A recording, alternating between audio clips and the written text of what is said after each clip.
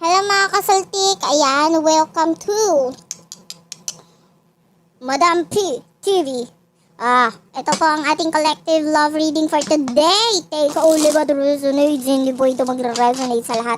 Of course, syempre, hindi naman talaga natin makukuha lahat ng energy ng mga tao sa mundo, mga istorya ninyo, iba-iba yung istorya ninyo, okay? Hindi ko makuha lahat ng energy niyan. So, kunin mo lang yung mga mag-resonate sa'yo.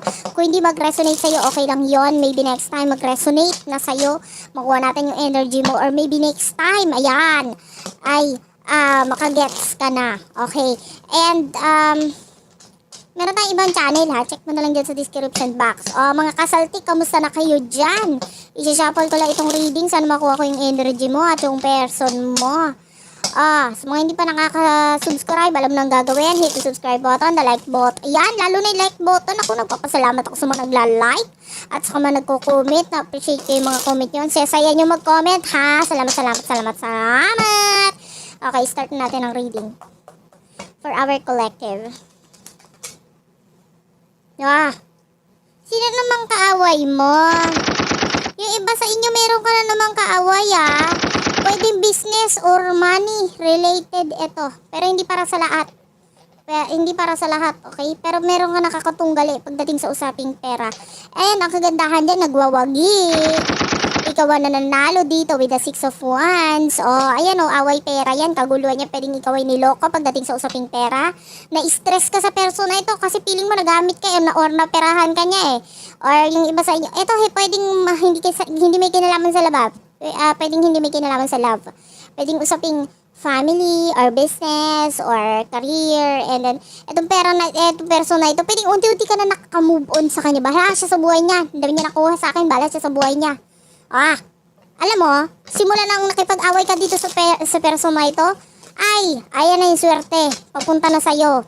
Kaya kumbaga kung dumating lang siya sa buhay mo, wala lang yun, trial lang yun, hayaan mo na. Taray! At gano'n naman talaga ang buhay. May mga challenges. At kagandahan lang dyan na lusutan mo itong challenges na ito. Diba? Gets. Okay? So yun yung nakikita nating sitwasyon mo ngayon. Ayan the death card. Inend mo Mas pinili mo na lang mag-isa, pinili mo na lang ang tahimik na buhay. So this could be a business partner or pagdating sa trabaho. Pwedeng ganun, hindi mo na lang pinansin. Bahala siya sa buhay niya. Sa amin dalawa, ako naman yung mas maganda. At least nasa iyo ang itsura. Oo, sa'yo na ang pera, basta sa akin ang itsura. Panis. Diba? Anyway. Yung magaganda sa'yo ayan the death card. The 10 of swords is here. That is an ending. Talaga, tinapos mo na. Sa usaping pera na ito, tinapos mo na. Bahala kayo sa buhay nyo. Masaya ako na lang.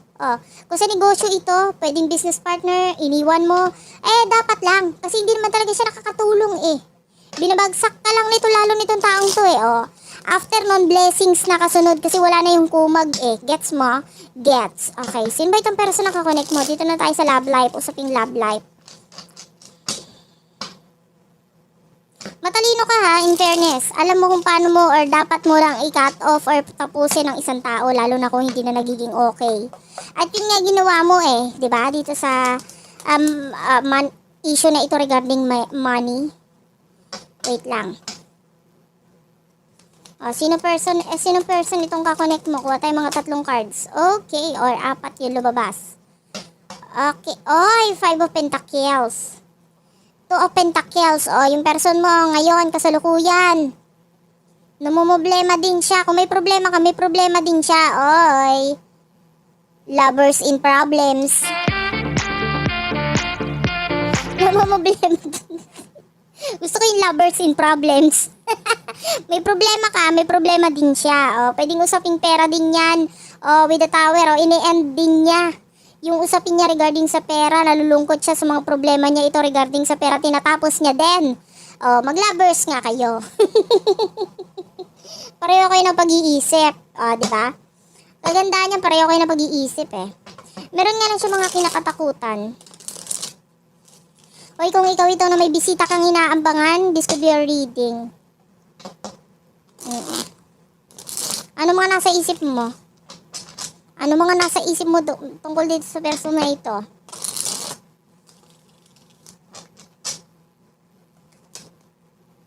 Oy, the Knight of Pentacles. The Knight, ay, utang na loob, parang ayaw mo muna maisip-isip itong person na ito ngayon. Parang pera muna ako today, okay? Wala mo ng soulmate, wala mo ng pag-ibig na yan, ayaw ko na muna. Antaray, anong kinain mo? Nakapag-vitamins ka? Ba't ayaw mo lumablay? Dati ang harot-harot mo. Anyway, choice mo yan, ayaw mo muna lumablay. Sabagay, kakaumay din naman yung puro love life, ano? Kasi puro love life, wala ka naman, hindi ka naman nakakain yan. Buti ko nabubusog ka pagkakaisip mo sa love life na yan. Oh, anyway, ano iniisip mo ngayon? Problema mo, pera mo, career mo, whatever. You're being a hardworking kind of person here with the Eight of Pentacles. Ay, taray! I love it! Puro pera, pera, pera, pera. Ang nasa isip mo. So, itong person mo, ano nasa isip niya?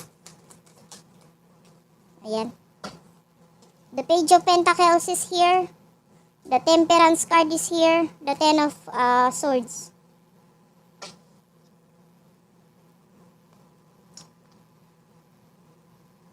Ito person mo may hinihintay siyang matapos.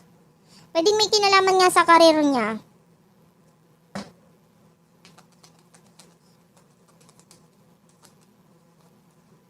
Ay, may third party yung iba. May third party. Gusto ko yan.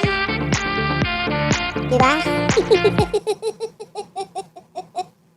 Napaka-challenging. Anyway, ayun. Yung iba may third party na involved. Gusto niya mag-end yun or hinihintay niya matapos yun. Iba naman, pwede may kinalaman din sa trabaho, sa work, sa career ng person mo. May hinihintay din siya matapos dyan. Trabaho, parang ganyan. Parang gusto ko nang tapusin ito, na-stress na ako, ganon. Ganon level. Tapos, yung iba nga, pwedeng may third party, iniisip niya, sana, inihintay niya na matapos itong third party na ito. Kaya hindi siya maging totoo ngayon eh. Poker face eh. I always see this card, itong Page of Pentacles. Ayan oh, mukhang ano eh, hindi ka tiwala eh. Parang ano siya eh, poker face. Alam mo yun, poker face, poker face. Oh, gets?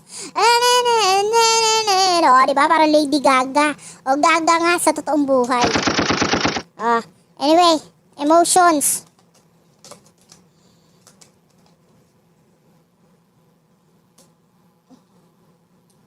Okay, what's with the Lovers and the Queen of Wands? Aries, Leo, Sagittarius. Oh, wala kang pakialam sa love life na ito. Ang taray. Wala kang pakialam. Oh, the Chariot is here. Yung iba sa inyo, iniisip mo travel or kung hindi man talaga kina-cut off mo, iniwan mo. Wala kang pakialam. Mahal mo yung person. Alam mo, mahal mo. Wala kang pakialam. Ang taray. Sana all. Walang pakialam. Sana all. Hindi nasasaktan. Ayan oh. Parang mature ka na masyado. Baka literal. Tingnan mo kung may wrinkles ka na sa singit. Delikado na yan. Oh, anyway. Hindi, ang dami na kasing problema dito, oh. Oh, tsaka hindi ka na naghihintay ng reconciliation or whatsoever sa inyong dalawa. Bala ka na. Parang bala ka sa buhay ba? Garang ganun ang energy. Taray talaga. Wala nang pakialam sa love life niya. Pera na lang ng pera, gano'n. Hindi nga, pwedeng kina-cut off mo na itong person na ito or iniisip mo, i-cut off na lang, bala ka sa buhay mo. Ganyan kasi, nakakain ba yan? Yung love life na yan? Gets mo? Pera is life na lang muna sa'yo ngayon. Love it. Oh, yung person mo, ano naman ang energy niya, ang emotion niya para sa'yo? Anong emotion nitong person na ito para sa'yo? The Nine of Cups. Oy, the Seven of Cups. Talagang gusto ng pagbabago nitong person. Alam mo, ini-imagine ka nitong siraulong to eh. May pag-i-imagine na nangyayari. Ini-imagine niya the Ace of Cups is, mahal ka nitong siraulong to. Kaya lang hindi pwede oh, the Eight of Swords, pwede nga someone is stuck sa relasyon, pwede nga may third party.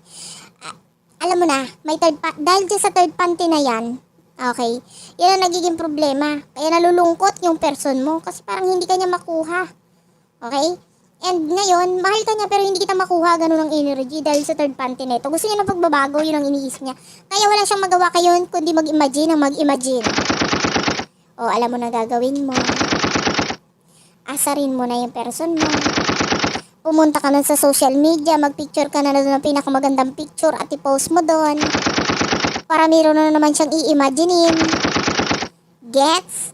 Okay. So, punta tayo sa future. Hindi nga, ini-imagine ka nito pero malalaman mong ini-imagine ka niya pag mag-isa ka sa CR tapos bigla ka na lang nanginginig. Oh. Ang pangit ng sinyalis. Ay, may isa pa palang message dito, Queen of Swords. Oh, dahil ikaw yung King of Swords, siya naman yung Queen of Swords. So, talagang yung iba sa inyo, pwedeng kina-cut off mo siya, kina-cut off ka rin niya. Pero, gusto niya magkaroon ng pagbabago sa inyong dalawa. Kaya kanya kina-cut off kasi wala pang pagbabagong nangyayari. Gets mo? Gets. Okay. So, what will happen in the near future for the both of you?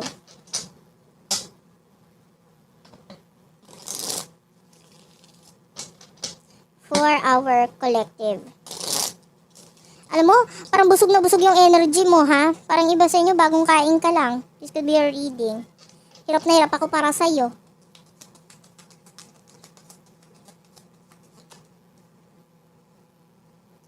Oh, yung iba sa inyo, pwede may marriage na involved. Hindi mo, oy, yung iba sa inyo, married sa mga parang tanga lang dahil married sila sa karma nila. Bakit mo pinatulan? Ano nagustuhan mo dyan? Yung iba sa inyo, ikaw ang may kasalanan eh. Di ba? Tapos ngayon, gusto mo umalis dyan kasi gusto mo pumunta dito sa taong mahal mo, eh hindi naman pwede. O, di ba? Ikaw may kasalanan. O, ngayon, in the future, nakikita natin, nag-i-stuck ka dyan, nag-i-stay ka dyan. Bakit? Masarap ba yan? Ilang inches? Ilang inches yung pagmamahal mo? Ang taray ah. In fairness, what will happen in the near future naman sa person mo? Oh.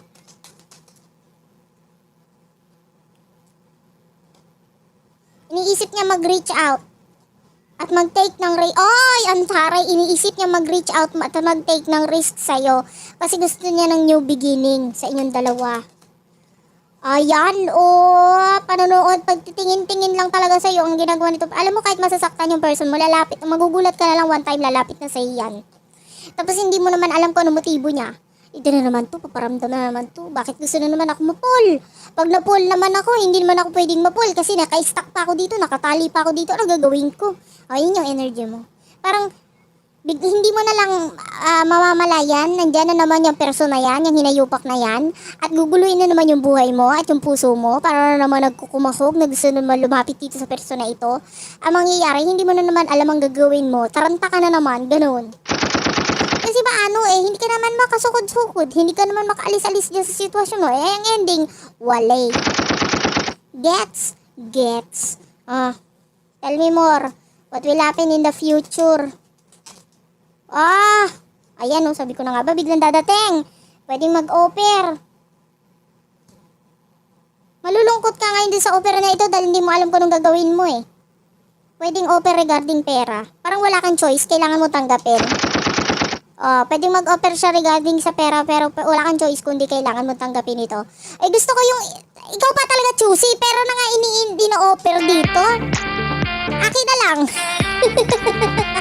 Ayaw mo. Hindi, iba sa inyo pwede nga mag-offer siya regarding pera, pero parang hindi mo sure kung tatanggapin mo. Ayaw mo ba talaga? Akin na lang. Sa akin niya na lang i-offer. Pero wala ka naman choice eh. Ayaw mo man, pero nakikita natin parang wala kang choice kundi tanggapin kung ano yung ino-offer niya. Ayan na naman ang puso mo. Hindi na naman magkaintindihan in the near future pagdating nitong person na ito. Gets? Okay? Okay. So,